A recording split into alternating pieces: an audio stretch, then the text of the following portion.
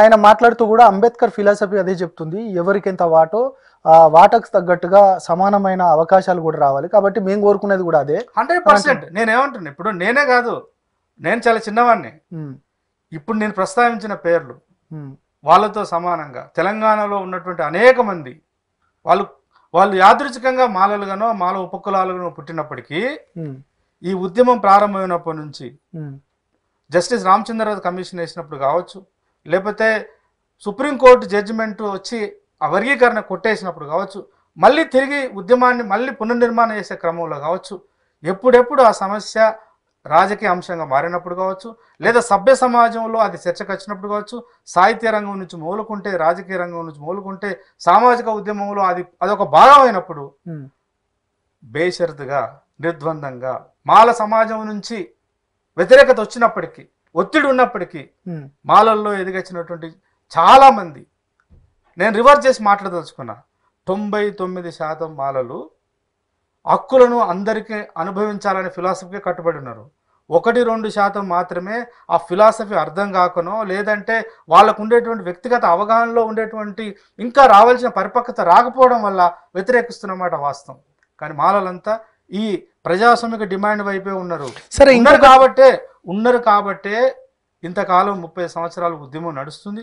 ఉద్యమ నిర్మాణంలో మీతో పాటు ఉద్యమ నాయకత్వము కొన్నిసార్లు ఆవేదనలోనో లేకపోతే ఉద్యమాన్ని నిర్మించడంలో ఇట్లాంటి మాటలు మాట్లాడినప్పటికీ కూడా ఎక్కడ కూడా సంయమనాన్ని కోల్పోకుండా సహకరిస్తూ వస్తున్నారు.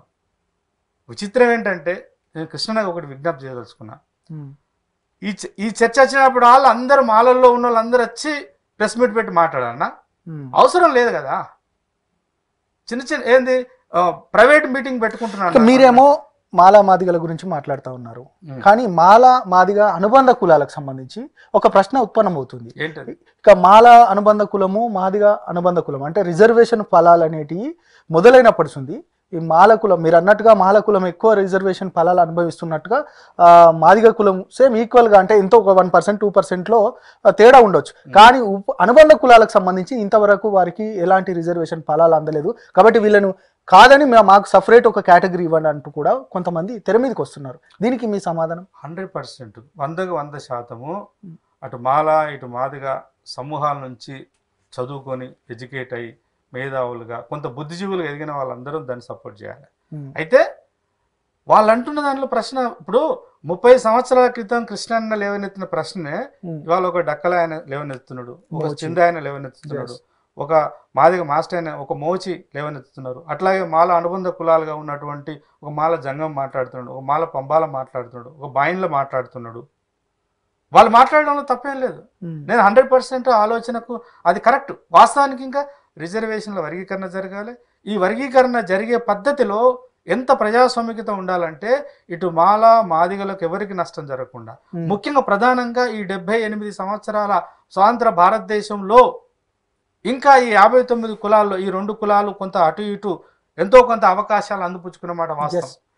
ఇక మిగతా 57 కులాలకు సంబంధించి ఇంకా ఏ రకంగా చేస్తే, ఏ రకమైనటువంటి చట్టాలు నిర్మిస్తే, ఏ రకమైనటువంటి ప్రతిపాదనలు చేస్తే ఈ 57 కులాలకు సంపూర్ణ, మీరు అన్నట్టుగానే 59 కులాలు ఉన్నాయి. ఈ 59 కులాలు సమాన వాటాలు అంటే సమానంగా నిష్పత్తిలో లేరు. మరి సమాన వాటా రావాలంటే ఏం చేయాలి? చట్ట నిర్మాణంలోనే ఆ జాగ్రత్త తీసుకోవాలి. నేను ఇంకో విషయం కూడా చెప్పాలి ప్రశాంత్ మీకు. ఇప్పుడు సుప్రీంకోర్టు జడ్జిమెంట్ వచ్చింది.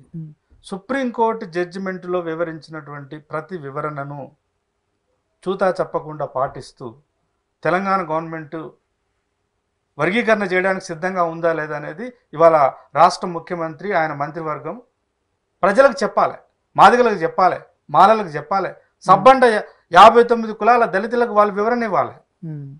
నేనేమంటున్నా, నేను పుట్టడం మాలగా పుట్టినా, I'm for a democratic idea, I believe in democratic principal.